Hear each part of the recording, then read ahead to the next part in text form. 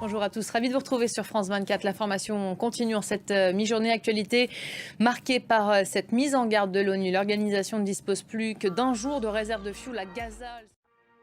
Le point de passage de Rafah est donc désormais sous contrôle israélien. L'armée israélienne qui a annoncé ce matin avoir pris le contrôle de la partie palestinienne du poste frontière qui relie ordinairement la bande de Gaza à l'Égypte.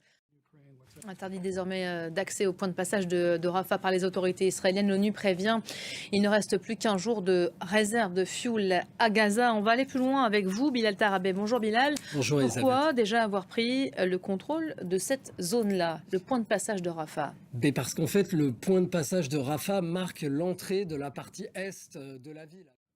Voilà pour ces points précisés et même publiés, Absolument. publiés en ligne. Merci beaucoup, Bilal Tarabé, pour ce décryptage.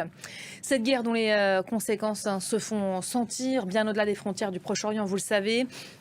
Les actes antisémites en France ont bondi. Gabriel Attal, qui a participé hier soir au 38e dîner du CRIF, a évoqué les 366 actes commis à l'encontre des Juifs de France sur le premier trimestre 2024.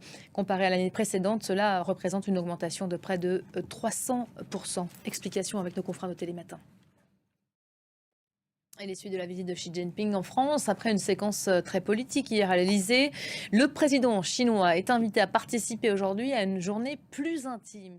Voilà nos montagnes françaises. J'espère qu'elles continueront de nous inspirer, a ainsi lancé hier lyrique le président français à quelques heures donc de cette nouvelle étape. Bientôt l'heure du match retour, le PSG reçoit ce soir Dortmund à domicile à l'occasion de la demi-finale de la Ligue des Champions. Paris doit renverser les Allemands après le revers du match aller. Voilà pour l'essentiel en cette mi-journée.